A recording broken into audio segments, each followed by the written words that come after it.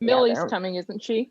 She is. Oh yes, we're waiting on Millie. It'll take me. Yeah, I'm not officially starting us, but we're gonna try to stream to Facebook Live as we do this. So we'll see. That'll take me just a minute. So Andrew, how did the rest of the stuff go for Main Street the Mic yesterday? It went really well. You know, the half hour I built in to catch up helped us catch up a bit, so we didn't actually run that long. So I learned a lot about, you know, the next time I'll make sure the first person has extra time, because it was like, oh, that's, and not because of you, but because it was like, oh, that needs to be fixed. Oh, that's how that's going to work. Okay. Yeah. okay. We got a lot of good outtakes. Yeah, and a lot of good outtakes. So yeah, but So for those of you listening, our next series that we're gearing up for, which launches I'll let people see me for a minute. On the 29th, yes, do. So Andrew has created and is directing and curating our Main Street at the Mic series, and they filmed part one, our October offering, Things That Go Bump in the Night, yesterday, and so that is what Joel and Andrew are Joel is referencing. our master of ceremonies for that evening. So he is. Doing my best Rod Serling. Excellent. Let's see. Slowly but surely, we are getting connected to Facebook here. It just takes a couple minutes, but I'm getting close.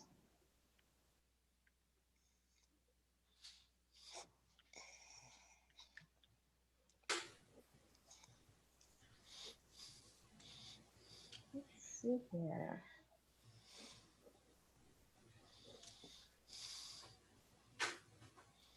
I'm sitting by an open window and my light is shifting as I sit here. It's like sometimes it's like he's like all white. Now he's like shadowed. I've got a little of that going on, and I had a lot of that going on during the first BYO Bard, which I didn't realize until it was almost over, and I was almost completely in the dark. And then realized, well, I'm glad I wasn't one of the actors, because I couldn't see me there. All right. See here. So are we going Facebook Live? I think so. But regardless, I think we should get going. Hi, Millie. How are you? Hi, I'm good. Millie.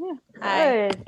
Good. Well, welcome, everyone. I have not gotten to welcome you quite this way before for one of our part of the art series, Artist Discussions with Main Street. But as I'm fond of saying in the theater, and as I was reflecting, I'm definitely going to say today, we don't do this just so that the art can be over here and the people can be over here and never the twain shall meet. My word, by God, we will come together no matter what it takes. And so here we are, and I'm very grateful that you are with us. We've got 26 people so far joined, aside from our artist panel, and I think some more will probably be coming on, but we're thrilled that you're here. We're thrilled that you're willing to meet us wherever we are. We want to try to meet you there too.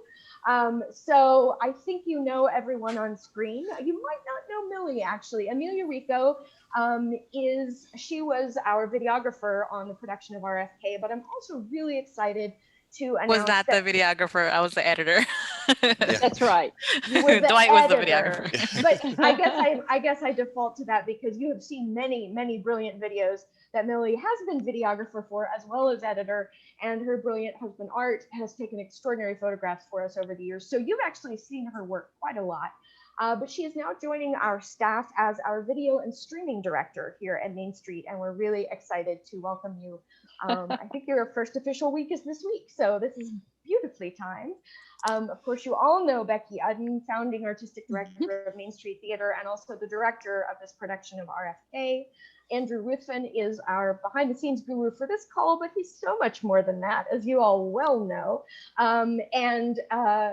Very soon, for those of you who were on a bit early, I was letting you know that he is the genius behind Main Street at the Mic. The first offering will be on October 29th, and we hope you'll join us for that as well. And then, of course, a man who needs no introduction is Joel Sandell.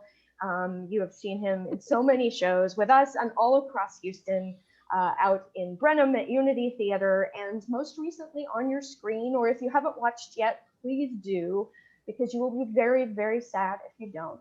He is our RFK. He was in 2016. He is again now. Can't actually imagine anyone else ever playing this role ever, except, of course, if we were able to get Bobby himself back. But with that, I would just like to start out. Actually, Shannon, before you get started, one little bit of housekeeping. Because this is going to be our more interactive than we've done in the past. True. If you're using the chat, and this goes for panelists as well as people in our attendees, you'll notice that the chat where you type, it has to all panelists, or you can choose all panelists and attendees, or different people. So for example, Martin, Becky said hello to you, but she chatted to all panelists, so you didn't see it. So hi, Martin. So keep an eye on that if you're participating in that fashion. Sorry, go ahead.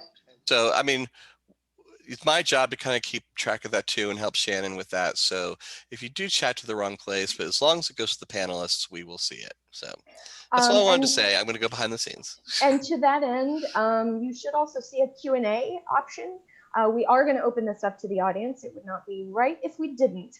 So if you can't figure out how to use the Q&A function, just use the chat function, put your question in there, and we'll get it asked and answered, as they say, in the courtroom. But first, Joel,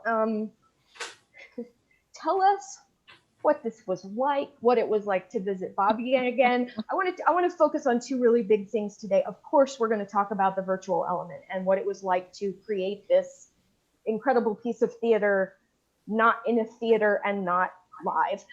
So we're definitely going to talk about that. But as I was reflecting on it, I don't want us to forget the play itself and to forget the theater that was created in doing that. So Joel, I'm looking to you to start us off and bridge that gap of what it was like to revisit Bobby after 4 years, of what you love so much about this play itself, and then of course what this process was like. So if you'll just well, that's a little bit. I knew I could count on you to start us off. 4 years ago, or over 4 years ago now, they were doing All the Way at, was it All the Way? Yeah. At the Alley. Yeah. And Bobby Kennedy is a very, very small part of that. But as I watched it, I remembered that I had this play that I had bought years before, and kind of thought, well, I'd really like to do this, but I don't know. And it was sort of like a little light bulb moment. It's like I should give this to Becky and see if she'll, agree to do it. And she did. It's like two days later, she said, "Yeah, we're going to do it this summer." I'm like, "What? I've got to go to work." But no, we did it during the last presidential election, and it's, given what is going on in our politics these days, I think it's just such a great reminder of what a real statesman, a real intelligent human politician can be. And Bobby Kennedy was the most balanced human being. He had intellect to spare, plus this profound humanity. He was a great family man. And I think we all know the stories about the Kennedy men and their dalliances, but I think Bobby, even given that, he adored his wife. He had 10 children in his lifetime, an 11th born following his assassination. He kind of had it all. And I think he was a much more natural statesman, world type leader than even his brother was. I think it came more naturally. He basically, it was Bobby who had the cool head during the Cuban Missile Crisis and really probably saved us from nuclear annihilation at that time. And that's why, Jack brought him into the administration in a very significant way following that event. So to portray somebody like Bobby, it's humbling, to say the very least. And it's not like what I love about it as an actor, because there is so much footage of Bobby. You know, I can go and I can look and listen and observe and pick up, you know, as much as I can. And because he was never, although he is an icon, very clearly an icon at this point, he never developed that sort of in marble kind of iconic status where, you know, when a lot of times when people play Abraham Lincoln or, you know, some of the other great leaders in the country, right. There's this tendency to sort of sap them of their humanity, their flaws, the things that make them people. And this play does not, I mean, it doesn't directly go to some of the, Bobby's more, he was a hot-headed guy, particularly early on in his political career. But, you know, it shows you who he was, pretty much warts and all, while presenting his incredible intelligence. And this was a man of tremendous empathy, which I said in one of the little promo things that I did. I'm not sure if this one's out yet or not, but you know, I think empathy is something that's almost vacant from the political landscape these days. And there's nothing more important. If we can't feel for our fellow citizens,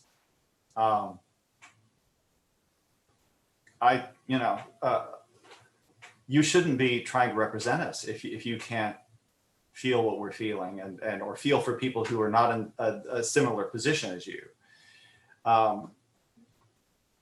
Which sort of, you know, the one thing I was talking about the Kennedys in general, and I was talking to some other friends, talking about the Roosevelts are this way too. It's interesting, we have these two big sort of liberal families, or, you know, liberal linchpin families, who they couldn't have represented white privilege more than anyone in the world.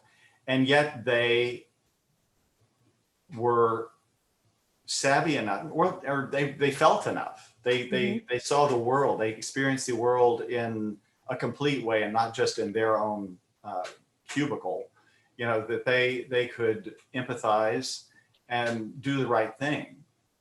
And Bobby particularly, in the early 60s, civil rights was, you know, on a front burner issue in the country at the time, although in JFK's administration, that was something that was on the agenda. It wasn't necessarily a front burner issue for them. It was there and they were pushing it, but it wasn't like they didn't have the heat turned up.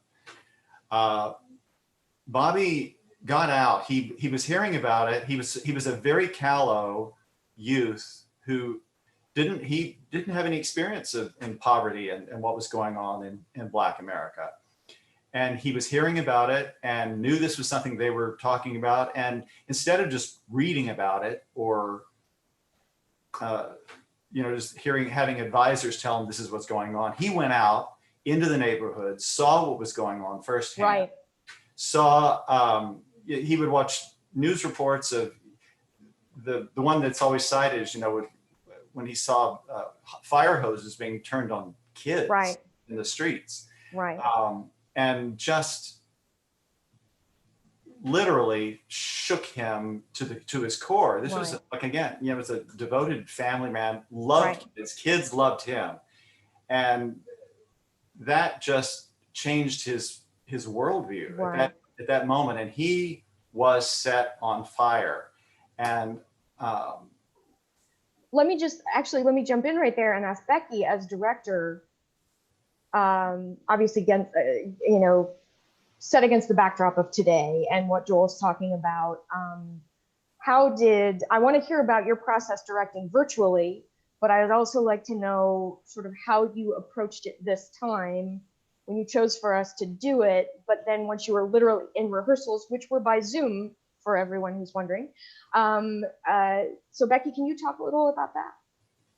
About the process, about the process, and also what it was like to do this against the backdrop of where we are, I mean.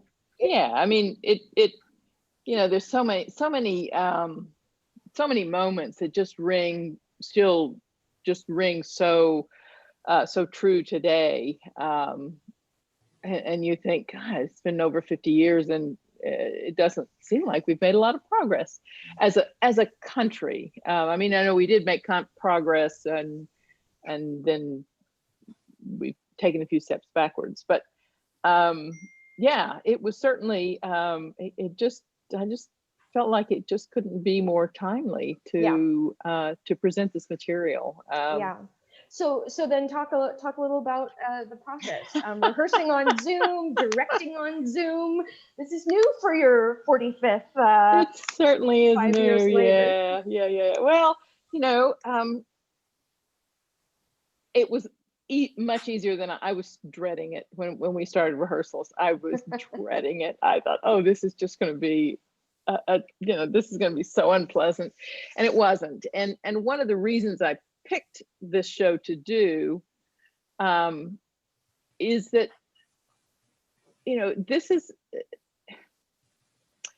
the experience of live theater, especially in a one-man show, is one man talking directly to the audience. Yep. And that's what this show is, and I knew that would translate well to a virtual performance if it was captured correctly. And so I knew that because of the production that Joel had done before, that Julia Traber directed in 2016, I knew that the play itself was in great hands. I knew that there was not really, I didn't have to do that kind of directing, like, right. Oh, Joel, I think you need to emphasize this, or I had a few little tweaks, but not what I ordinarily would do as a director. It was more just sort of figuring out what, visually, what we needed to focus on, and how it was how to keep things interesting and yet still, because right. If you've There seen wasn't a lot of room. not a lot of room. You had probably an 8-foot radius, probably, maybe tight. even that. It was very tight. Well, so and then really, sorry, go ahead. No, that was it. Well, but then of course, then what Millie did took it. So this very much evolved in stages. Right. So then it goes to you, Millie, editor. Well, I have to remember that I also had on the Zoom, I had Dwight Clark, who helped set up the environment and also chose the camera angles. So Dwight loaned us his camera and sort of directed what the angles were going to be and what shots were going to be, done in what angles. And I think he also loaned us his lights. So we had some production help, and then of course the theater brought over dropped off the props in Joel's driveway, right. things to Rodney keep everybody Walsworth, safe. Our brilliant props designer, made that happen. We did use again. So when all of the footage was filmed, then we handed it to Millie, and she really is the person who put together such a beautiful seamless for sure. But working in the slides, which our designer Right. Peter Ton had pulled for us, who had designed for us 4 years ago, Sean St. John's incredible sound design, working with our brilliant stage manager Julie Perret, who was our live stage manager she's still alive, but in the theater 4 years ago, and was our virtual stage manager here. And so she worked, I know, Millie, directly with you as well. When does the phone ring? When do the fates need to, that kind of thing. But then what was this? Millie is also an actor, both on stage and screen. She's also a director. So you have a lot of different angles that you're coming at this with. Have you ever done anything quite like this before as far as a film project? Well, I mean, I've edited film that we didn't film, so Right. I didn't have control over how the footage came to me. Right. So, and it's always difficult doing that, because then I don't have a, I'm not able to tell Art, make sure to film it from this angle, make sure to get this or that. So it's all just coming to me, and then I have to sort of piece it together like a puzzle. I mean, basically, it's like a Becky knows about those. like 100-piece puzzle. And then for the audience, these are the these are all because of COVID things. Yes. Normally Art and Millie would have been in the theater filming with us if we were going to try to do this sort of thing, but it doesn't work like that during COVID. Everything had to be just Joel in his home. And so then we hand off to this person, then we hand off to this person. Yeah. So as you're fitting in everything, I'm curious, had you seen it when we did it before, or parts of it? I had never seen it before. Okay. So you were it as the pieces came to me. I love it. And it actually hit me very hard. Like, I was able to enjoy it when I was, and I always love being able to do that, so that whenever I work with any of your promos or anything, and I'm able to sort of get the feel of the show, and then I have to, as you all know, take what Art films throughout the entirety of y'all's productions, and then minimize it to a little, 3 to 5 minute, 2 minute little video, and then still capture the essence of the play without, giving too much away to the audience. So, but with this, of course, I'm giving the whole thing because it's an archive. But I have to piece it together. So because Joel and Dwight had such a small space to film in, we get the one angle, as you will see when you see the production, we get the one angle from the front, and because it's such a long monologue, basically they gave that to me in chunks. So it wasn't one full take of it from beginning to end. So in order to make it a little more seamless, and then also to cut in different angles that they gave me. So they gave me a few angles from a few angles from one side or the other, depending on where he was sitting, if he was sitting at his desk or if he was sitting on the chair in front of his desk. They gave me a few other angles to play with. So in order to make those kinds of things seamless, I would sometimes cut in. So we have this wide angle, and then I would cut in to Joel, even though it's the same angle, I just sort of cut in, and then I'm able to, when I cut back out at a different take or whatever. Well, I will say, watching it, just from a nuts and bolts perspective, I felt a lot of movement in it, and I know how hard that is to do when you have 8x8 and a monologue, one person talking, and cameras set in certain places. So I think that is to everyone's credit for sure. I now want to go ahead and turn. We've already got some questions from the audience, which I'm very, very happy about. First, I want to ask one that I received even before we got to the discussion today. Martin actually had emailed me and asked, so the intermission that we put into the film version, a chance to pause for people who wish to do that, the music that was part of that, was that from Sean's original sound design, or was that new for this production? And I don't know who, Becky, if you're best, or Millie, who's best qualified, or Joel, to answer that one. I haven't seen it yet, so I don't know. Oh, okay. So it probably wasn't you. It was one of the songs in the intermission soundtrack, wasn't it, Millie? It was one of the songs. Yeah, so the songs, everything I got from Main Street Theater, sent me over all the audio files that y'all had previously used, including the songs that y'all used for intermission. Of course, I didn't have to use all the pre-show songs and all the intermission songs because we don't have that, but I was able to use, one or two. Yeah, so Martin, it may have been there, but you might have been in the lobby while it was playing, so that may be why you didn't hear it, but it was certainly perfect for this. Next question I had is from Greg Marshall. He asks, Joel, RFK repeatedly mentioned that his favorite writer was Aeschylus. And his question is, did you personally read much Aeschylus when you were preparing for the role? And then tell us, just quickly, because I know we have several questions, but what other kinds of things did you do to become Bobby? Well, actually, I didn't. If a specific piece of Aeschylus is referenced, then I would go and look at it in context. I didn't actually go through and read a whole lot of Aeschylus. I should. I'm a bad There's person. no should. And you've got time, by the way. Yeah. There's no clock. But there are two wonderful Bobby Kennedy biographies. One called The Making of a Liberal Icon. And the author's name is not going to come to me.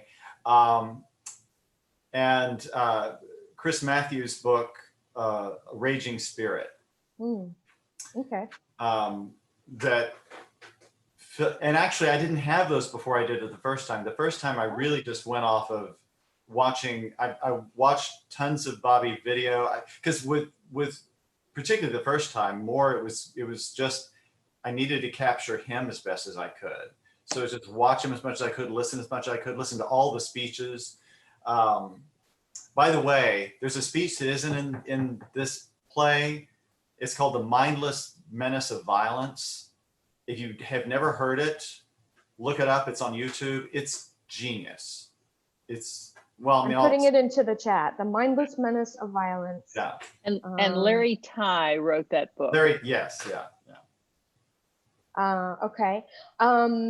Well, let me let that segue into another question for you, Joel. We were talking about this very, very early on before most of the audience was with us, but someone is rightly acknowledging that we as actors feed off the energy from an audience. And so just briefly, maybe recap what we were talking about early on in terms of how that felt.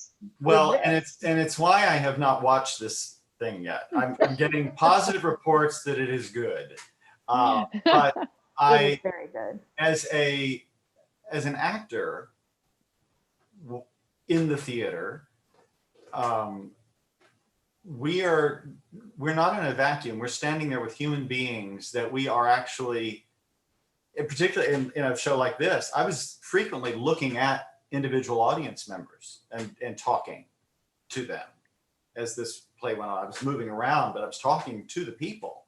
And so you get the life force of the people who were sitting there taking in the story, and you're affecting them. And that raises, that's the drug. That's the drug of theater. Because but it's also the whole reason we do it. Right. Not just for we as actors, but as audience members to share that connection. Yeah. So it's not, and to do it for, a camera's a dead thing. So I've never been as, Shannon tells me I didn't look nervous. I've never been as uncomfortable. And the first day of shooting, I was so dry, and I just really thought I was going to bomb. And I think most of the stuff from that first day we threw out and just reshot the second day. Because it just didn't feel natural to me. It's like I'm talking to this, but there were quiet moments. It felt a little more stagey in some of the more larger moments, but in the quiet, just Bobby talking moments, I really did. There was a nice sort of, I get to sit here and just relay Bobby's thoughts, and there, a lot of, the thing about Bobby and me, we share a lot in terms of our, I don't know, I'll cry. Okay. I'll let me deflect, but I think that was a wonderful answer.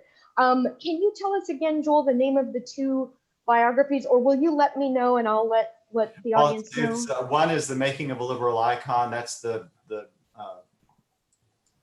Larry Ty book that Becky was mentioned, and Chris Matthews, A Raging Spirit. Bobby Kennedy, Raging Spirit. We had someone else ask how many hours of footage did Millie receive, and she has answered about 2 hours. So you really got about what audiences are going to see. It was just a matter of you weaving it together beautifully. But so you didn't get a lot of extra. You got a finished. I mean, here's the play. Now can you make it so that it's what we need it to be, kind of thing? Yeah, I mean, there were a couple of different takes of different moments that I could choose from. Usually, you know, as Becky had actually emailed me, but I'm well aware the last take is usually the the best take, which is why there's another take. So for the most part, you know, I would use that I would try to look through it and see what made one take better than the other, and if just bridging that take with another with the rest of it, you know, which one was more seamless, then I would take that into account as well. Jack Holmes, is that? Oh, are Jack, you really wow. watching with us? Oh my word! We need to make you a panelist. Is that all right? Oh my gosh. Now I'm really self-conscious. There's no need. You were so great, Joel. There is no need. Where are you, JH? Can I add you to? Can we chat with you here? No, I'm not sure. You may not want to be. I understand that if you don't want to be called out here. Putting him on the spot, Shannon. I'm just in awe. Yeah, he said sure, put him on if you can. How do I? Andrew, can you do that? Because I'm not having much luck here. But I promoted him, so there he is. You've been promoted. Well, ladies and gentlemen, this is a genuine surprise. See, this is the magic of live theater, and we don't have to be in a theater to do it, but we are still live. We did not know that playwright Jack Holmes would be joining us right now. We are honored to have you here. Hi. Hi, Jack. Oh, wow, he looks like Bobby Kennedy, too. I know. This is just wonderful. Oh, you can't hear us? He can't. Uh-oh. Oh, no, he can't hear us. Well, we're just saying all kinds of wonderful things. Maybe. Okay, we're holding. And I guess we should keep talking. But Jack had written in the chat, so great to watch all of you discussing my play. I'm very grateful you mounted another production during these challenging times. And Jack still can't hear. Oh no. Oh, that's gonna be really unfortunate. Okay, maybe he'll be back. But how great is this? What a joy! What an honor. So in answer to Sydney's question, she wondered how long it took to, how many days did it take to shoot the footage? They pretty much did it in one day. I mean, yeah. Well, it was 3. If you oh, was it? That's right. Well, if you throw away the one day that you didn't like, so then there was another full day and then a little bit of mop. That was a Thursday, and then but then it was Friday, Saturday, and Sunday. So Sydney has also noted that she wanted to comment that one of the things she thought was particularly lovely is that it showed RFK as such a human guy. She really wasn't aware of his lack of self-confidence compared to his other older brothers. Which I think so, again, that's one of those wonderful things about Bobby, because I think he was a better speaker than his brother was. Jack was a great speaker, but I don't think his speeches in toto are as profound as the ones Bobby delivered. And Bobby's speeches are just amazing. And yet I don't fear it, but I think RFK will just always be in JFK's shadow. Of course, right, and of course, because JFK did some incredible things as well, you could say. We have another question from Linda. Becky, were there any parts of the process of directing this film version that you particularly enjoyed? Same kind of question for you, Joel. Were there aspects of it and you've kind of answered this in terms of really appreciating the quiet moments that you were able to capture on film. But Becky, was there anything that struck you as different with this? Well, once I got used to the Zoom thing and got my audio regulated, it was just lovely. It was just like being in a theater. I mean, because it was so intimate, Joel speaking to the camera and me being on the other side of the camera. it was almost like being live. It wasn't exactly, but just, such a pleasure to be working on a play again. Yeah. Well, and I have to say, certainly watching it, I felt that way watching it. I thought, my word, have I missed theater. And for anyone who has not yet seen it, this isn't just a shameless plug that you should see it. You should really, really see it. It runs about 2 hours, but of course you're at home, so you stop and start when you need. You have 48 hours to watch it from after you get your access code, after you purchase your ticket. And for subscribers, this is not on your subscription, so you can either use a credit if you have one from last season, or you can purchase a new ticket, and we have pay what you can prices. And then you're going to get an access code in your email, and then you just launch it right from there. And you've got 48 hours to watch it after that. But it is, in many of my moments in which I was deeply moved this time around, I wrote down the quote that Jack Holmes quotes and has Bobby say of George Bernard Shaw's, "I dream things that never were and say, why not?" And I thought, well, if we were ever on that frontier, it wouldn't necessarily be our first choice to be doing theater on Zoom and this way, but we're not about to give up on theater. So we will dream things that never were before and say, why not? And make them happen in these ways that we can. I gotta say, is Jack still with us? Is he? He is. He's trying to He's join working by on audio. his audio issues. Yeah. Well, Jack, one of my favorite things in the script, because everyone generally assumes that quote that some men dream things as they are and say, see things as they are and say why, and other men dream things as they whatever. I can't remember the quote now. Anyway, but they assume that it's Bobby's, and in the play, after the quote, Jack has Bobby say, "Boy, I wish I said that." Yes. I like that. It's a great moment. It is. I want to clarify something I said a minute ago that someone has had a question about. If you were a subscriber last season, no, you do not automatically have tickets to RFK. What I meant was when we were not able to perform some of those plays, we offered you the choice of donating your tickets back or getting a credit for a future production. And if you chose the credit option, you can use that to see this one. But no, it's not a guarantee. Tickets start at $15 and go up from there. So we wanted to make this accessible for everyone. So there are pay what you can prices. We know these are particularly challenging times. And I will cut in, Shannon, just to answer Deborah more directly. Not everyone was able to either, I guess, get our communication or communicate back what they wanted to do with their tickets. So if you didn't choose a credit or a donation already, you can still do that. So if you think, oh, I still have those tickets, email me in the box office and I will look it up. And if you have a credit coming, I'll make sure you get it and you get access this week to this terrific production. We did get a wonderful request. Alan Bitzer, who's had some great insights today, was asking if we had any humorous outtakes from this one. I have a feeling those all ended up on the cutting room floor before they even made it to Millie. Outtakes never humorous. They were usually just obscenities. Yeah, I was like, maybe expletives, but I didn't get them. Yes, but in the same way that we would in rehearsals live, have our moments of, wow, did that just happen, or did I just do that like that? I have no doubt that in Joel's abode there were similar things. Let me see. Yes, Sydney, we certainly agree about being able to do a one-person show is really the ideal thing to try to do for a Zoom capture for a filmed performance.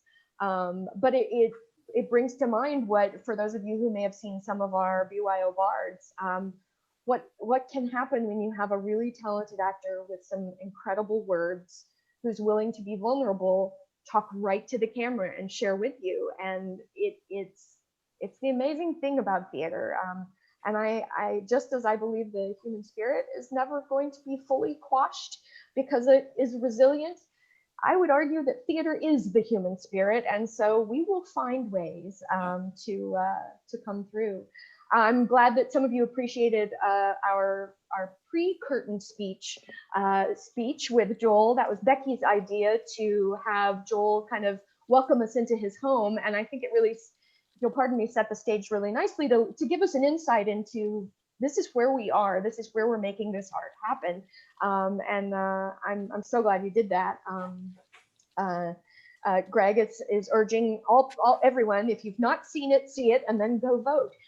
So this is a very good time for all of that. But I do believe, no matter what your political leanings, I think you will be inspired by what can happen when people open their hearts and share their intelligence and their passion with other people. And that started with the man himself, of course, but then to Jack Holmes as playwright, then to Becky and Joel, then on to Millie, and of course with our brilliant designers who we were lucky to.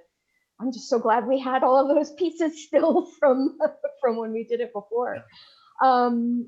I think we're probably about at time, unless anybody has I think I've gotten to all the questions here. Certainly, if you have any more questions, you can always email me. You know where I am, because I'm the one who always emails you. So please return the favor. I'm here. I hope you will, if you haven't seen the production, and honestly, even if you saw it 4 years ago, it is equally as brilliant, but it is very different. Filmed in, well, first of all, filmed, but presented in this medium and in this intimate space. So I certainly urge you to check it out again. But if you haven't seen it at all, you've got 1 week to do that. Oh, yay! There's Jack again. Okay, so we're not wrapping up. It's a good thing I was riffing there for a minute. Can you hear us now, Jack? Yes, can you hear me? Yay! Yay! Ladies and gentlemen, playwright Jack Holmes. And of course, Jack premiered the role of RFK in the original production back in 2005, I believe. Is that right? I'm sure you've done it many times since then. 2005 was when I opened it off Broadway. Off Broadway, okay. But the world premiere was 2003. Oh, It was 2003. Oh yeah, Okay. April of 2003. We had just gone to war in Iraq. Oh my gosh. Oh And yeah. so all the years, it took me from 1998 to 2003 to write it. And, 1998, 1999, 2000, you're not sure how the Vietnam material is going to play. Yep. And all of a sudden in March we go to war, and all of a sudden it's Why Are We There all over again. So all of a sudden, April of 2003, the Vietnam material, which I hadn't tweaked for Iraq in the slightest. right. Yeah. There was nothing about it, but just all of a sudden, in April of 2003, the play opens and everybody's talking about how incredibly timely the Vietnam material is. Yeah. And Well, then Jack, I got to tell you one thing that I've been talking about since doing it this time through is how much the Black Lives Matter Well, of course, absolutely, brings yeah. when you're talking Yes. about Bobby. And so I've been saying I think you could make an argument that he was the first Black Lives Matter presidential candidate. Oh, there's no question. He was the first presidential candidate to absolutely make it, a real significant part of his platform. Yeah. Sure. I mean, he would go around when he was campaigning. He would go to places out, farms and out in Kansas, and he'd say to them, "You need to understand what life in Harlem is like." Right. But equally, he might go into the cities and say, "I want you to understand what how hard the life out in the farms is," and he just always wanted and then he'd tell people, "I want you to understand what it's like for Native Americans who are living on reservations where the average age of death is 42, So he was always trying to get Americans to understand other Americans' lives. Yeah. Because it's such an enormous country. Yeah. right. It's such an incredibly enormous country. I mean, people in Louisiana don't have any idea what people's lives in Wyoming are like back then. So Bobby was extraordinarily just this bridge, groups of people. But to go back to your initial point, Joel, he was really the first. I mean, the Kennedy administration had great civil rights things, but it really wasn't part of their platform going into 1961. Right. Yeah. And as we all know, it was Bobby pushing pushing RFK. I mean, it really was. So yeah, it was. The loss of Bobby and Martin Luther King in the same year is like this twin tower of loss that will never. The what ifs haunt me. Oh, like, just crazy. Well, and listening in the play again, hearing his, advisors say, just wait till the next one. Just wait till, please wait. And you think, oh my gosh, and yet of course he couldn't, because that wasn't the fiber of his being. Yeah. Heartbreaking that the loudest voice of those was Teddy. Yeah. Heartbreaking just then what it meant for Teddy. It's hard for us to feel what he had to live on with. No. I can't even imagine. Yeah. Yeah. Jack, Joel, I'm so glad. Can I just jump in, Joel? I know you had a great success. I can't tell you how much I appreciate you and the theater doing my play. I just can't tell you how much I appreciate it. Joel, I know you had a great success with it in 2016. And I'm so glad that I'm going to get to see this one. So I didn't get to see the one in 2016. All right, now I'm nervous. Now I'm very excited. I'm very excited to see it. But what did you feel differently this time around? Well, like I said, the things that are so very current, like the Black Lives Matter situation, again, where you're talking about, Bobby communicating to people or trying to communicate to people about understanding other communities and trying to convey that. I keep coming back to the word empathy, but I think that's such a big part of what that was at the core of who he was. It's like, we have to experience what everyone around us is experiencing, or we can't come together as a nation. Right. If we're all just protected in our own little bubbles, then that's not going to do anybody any good. So that it sang to me pretty much the same way 4 years ago. Again, it was during a presidential election, which went away that I could not even have dreamed that it would go. Excuse me for anyone who might have voted that way, but that's how I feel. It's okay. That's okay. But yeah, and so now this is the sort of message that needs to be wrung from the rafters. And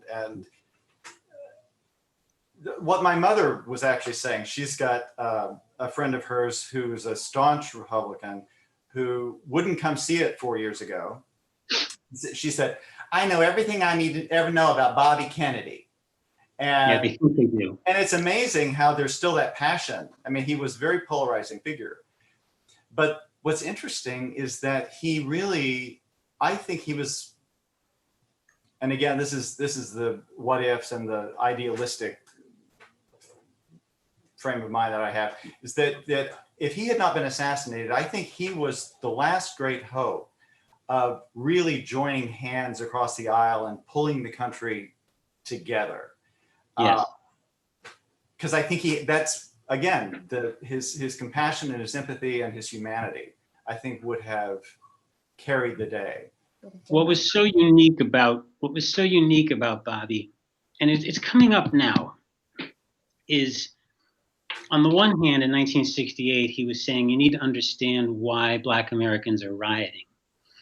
But at the same time, everybody remembered that tough cop that he was in the 50s. Yeah. And as he was as Attorney General, and he was such a balance. People trusted the law enforcement officer in Bobby Kennedy as well. He also said, I'm not going to tolerate the violence. He said, I want you to understand the violence, but at the same time, we're not going to tolerate it.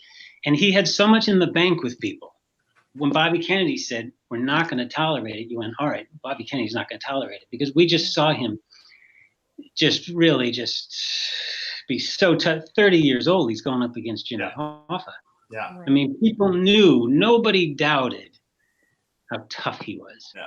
But what I wanted to convey in my play was, in a way, he was a very, very, very sensitive boy. Oh my God. Extremely compassionate, extremely kindly, and very sensitive. And he built a tough exoskeleton to hide that. And then after the events of November 22nd, he began to shed that. And there's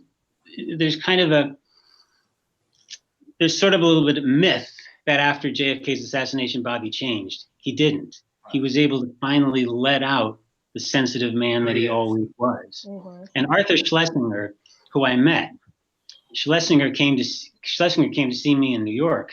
Oh, wow. And his daughter, Christine, had come to see me. And Arthur didn't think he wanted to go. He didn't think he wanted to see it, just because it was all just too close. And so she came to see it and told her father, "You got to go." So he came with Lauren Bacall. Oh, wow. The two of them came together. Yeah. So Arthur Schlesinger. Couldn't get But a date. Schlesinger really put it. Schlesinger said something once about those two brothers. He said JFK was a realist disguised as a romantic. Bobby was a romantic disguised as a realist. That really, JFK had the softer, charismatic exoskeleton that hid a steel, tough man. Bobby had the exoskeleton, the very soft man. Yeah. So, so Jack, is that what we've had a question from the audience that I was going to ask too, in terms of what inspired you to write this? But was it wanting to show that evolution of this human? No, here's what happened. So my wife and I were living in New York City. So it's the mid-90s. And I'm doing a lot of off Broadway and things like that. And I'm studying with Elaine Aiken and so I had a meeting with an agent. And I went into her office, and she was maybe about 50 at the time. And so in 1995. So when I walk in, the first thing she says to me is, "Who do people tell you remind them of?"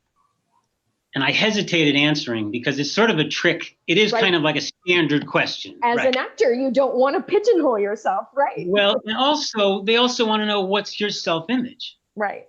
Because if you say, "Oh, well, I look like Brad Pitt," and sitting across the desk from her is Ernest Borgnine, there's a self-image problem. So, but I had gotten all different people over the years, so I kind of was hesitating answering. And she said, "When you walked in here, I immediately thought of Bobby Kennedy." And out of my mouth came the next decade of my life. I said, "It's funny you should say that, because I'm writing a one-man play about Bobby Kennedy." And I wasn't. I'd never thought of that before in my life. I'd never, ever given it any thought. It had never occurred to me. I'd never done a one-man play before that. But that was the words that came out of my mouth. And she looked at me really seriously and she said, "I think you should do that." Just in case I'm bluffing. She gave me professional advice, which was, do that. Wow. So a month later, I'm in a little used bookstore in Hoboken that I used to go into all the time.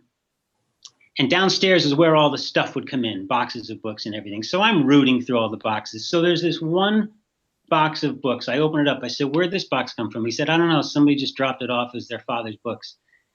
The entire box was every single written biography of Bobby Kennedy. Oh my gosh. And you thought the universe is speaking to me right now. I gave him, I said, "How much do you want for the box?" He said, "Give me $20 for the box." And I carried home a box of everything, every book up to that point written about Bobby Kennedy. And then we moved out here to Los Angeles, and then I really started the research, and it was a long, long process. Yeah. Very, very long. Man, it's a beautiful play. It's a beautiful. Thank you. Thank you very much. Thank you. I can't tell you how much I appreciate that. Well, and we've got audience members asking, have you written other plays? No. Okay. No. Now I concentrate on movies. So, but I started another play, but a play is a long time. A play is a really long, and it's one thing if plays are going to be your thing, but I've concentrated more on movies. But I do have another play that I started to sketch, and I will get to it. It also helps if you got a passion for something like the Kennedy Project, then that drives itself. Right. Well, see that was the thing. So it's interesting though. When I tell that story, I don't mean that I didn't know who he was. He was already somebody I admired.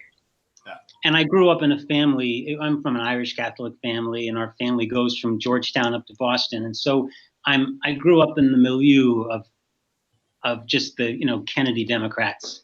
I just grew up in that world. And so I was already somebody that admired him greatly. But I just didn't know that I would ever play him or anything. But just the more I got into it, the more I started crafting the show, and the more I started telling people what I was doing, the more people were saying, wow, keep going, because I just feel it. This needs to One happen. of those things that people would say, I can feel it, just keep going. Well, we are certainly glad that you kept going. And please don't stop. And if you ever do write that play, we'll be sure to check that out. But in the meantime, we'll be watching for your name in other places. Thank you so much for popping on this and then being willing to pleasure. what an absolute joy. It's my pleasure. It's my pleasure. Well, and thank you to all of our audience members who've been with us today. This has been utterly joyful, and I know my soul is better for it. I'm putting in the chat the link to our RFK page on our website. If you don't yet have your tickets, of course, we hope you will go. Well, now you really must, because Jack's been on, and I mean, wouldn't that just be hurtful to Jack, really, if you didn't watch it? So we are just thrilled. I want to say thank you to all of our panelists, especially our surprise guest star, Jack Holmes. But this has been truly joyful, and the only thing that would have made it better is if we could have all been in the theater together, but I will take this as a close second. So thank you all so much for joining us, and check out Main Street at the Mic coming up October 29th, but you do have one more week to watch RFK before then. So thank you all so much. Have a good rest of your day. Thank you very much. Thank you, Jack. Thank you, Jack. Thanks, All right, Jack. thank you very much. Bye, everybody. Bye-bye.